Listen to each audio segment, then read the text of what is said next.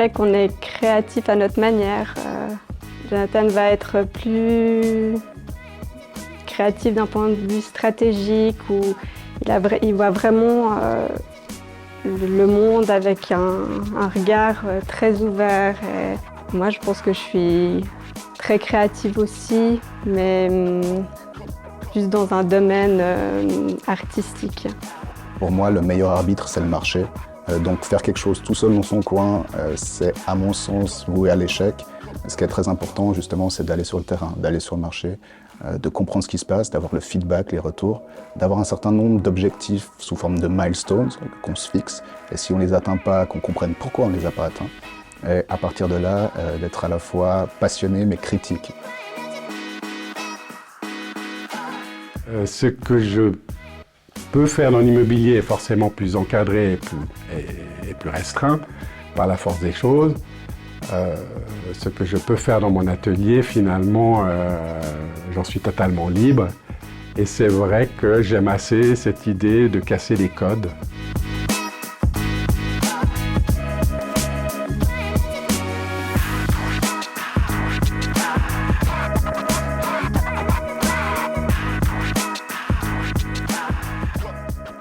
On est des connecticiens, certes, mais en fin de compte, qu'est-ce que nos clients attendent de nous?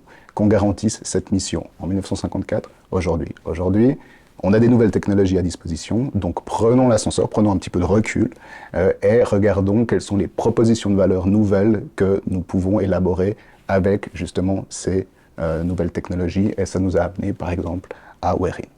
On est très actif dans la connectique du soldat, notamment aux États-Unis, mais en Europe aussi. Et en fait, ce qui s'est passé, c'est que depuis une trentaine d'années, le soldat évolue constamment. On voit les images de la guerre du Vietnam avec le soldat qui avait seulement une radio. Et aujourd'hui, le soldat est équipé d'une multitude d'appareils sur lui qui vont de la radio, parce qu'elle est restée, mais à des dispositifs de lecture de cartes, à des jumelles infrarouges, à un certain nombre de capteurs qui donnent des informations de positionnement, par exemple.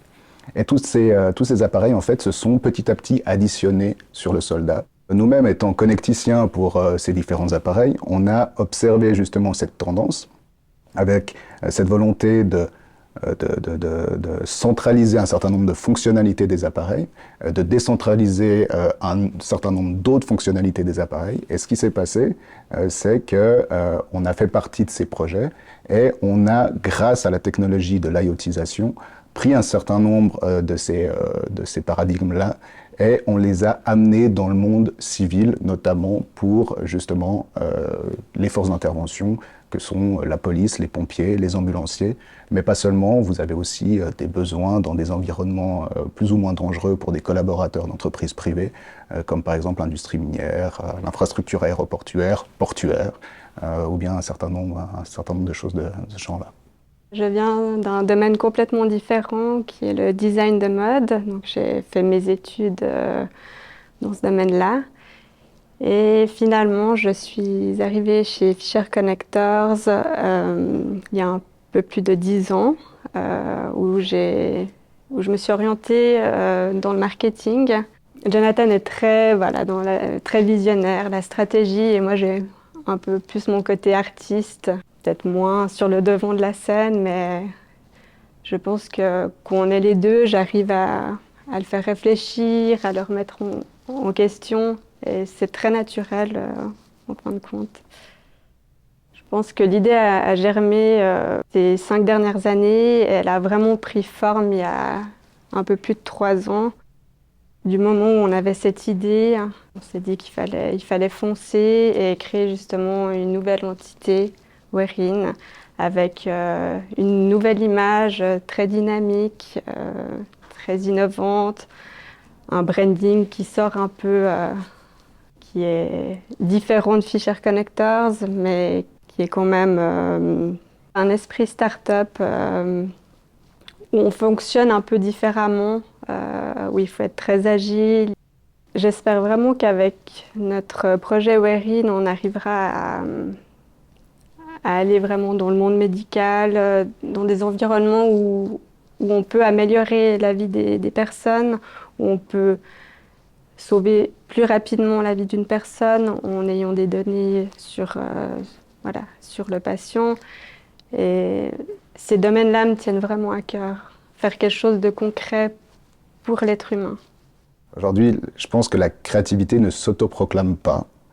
C'est un contexte, c'est un environnement, c'est quelque chose qui doit être compris par toutes les parties prenantes. Et quand j'entends parties prenantes, c'est donc la direction de l'entreprise, bien entendu, les collaborateurs de l'entreprise, mais également l'actionnariat, parce que je veux dire, la créativité nécessite des phases exploratoires qui ne sont pas forcément aisées, une notion de risque qui est quand même accrue.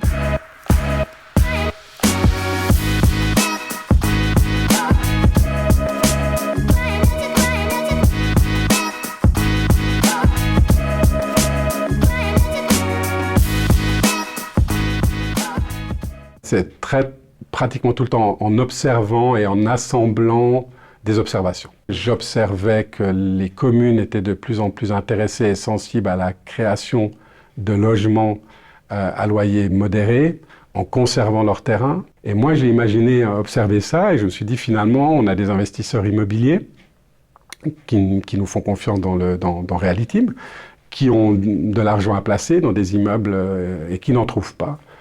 Et pourquoi pas leur faire participer, leur faire construire ces immeubles en partenariat avec la commune. Si je prends un autre projet qui est celui qu'on a lancé avec Coca et la vente d'appartements PP sur droit de superficie, donc toujours on dissocie le bâtiment et on dissocie le terrain. Et je me suis dit, tiens là, pourquoi pas faciliter l'accession à la propriété de la classe moyenne. Mais on l'a fait et on a lancé ce projet avec Coca qui a été un immense succès, qui est surtout le début, c'est un projet test, le début d'un projet au niveau national que nous avons avec Fundim et les investisseurs que nous allons réunir. Ce processus créatif, pour moi, il est hyper important parce que pendant ce temps, et au même moment j'écoute ma musique, je pense souvent à mon travail. Mais j'y pense pas dans un mode finalement to-do list, pas du tout, ou email, parce que je lis plus mes emails. Ce qui est assez rare, parce que je lis pratiquement tout le temps mes emails. Mais quand je suis ici, je ne lis pas mes emails.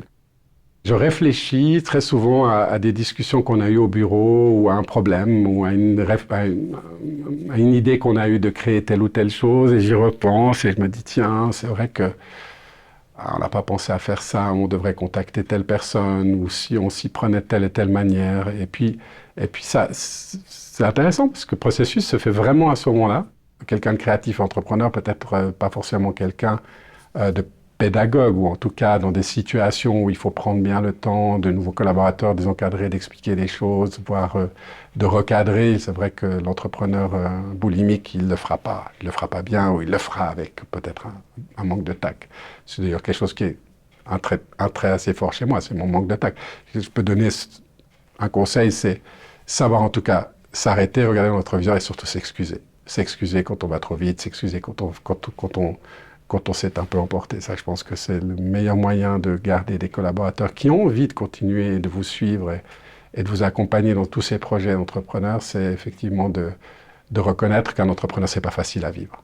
Et je me rappelle quelqu'un qui m'a dit finalement, vous êtes un emmerdeur, mais drôlement sympa.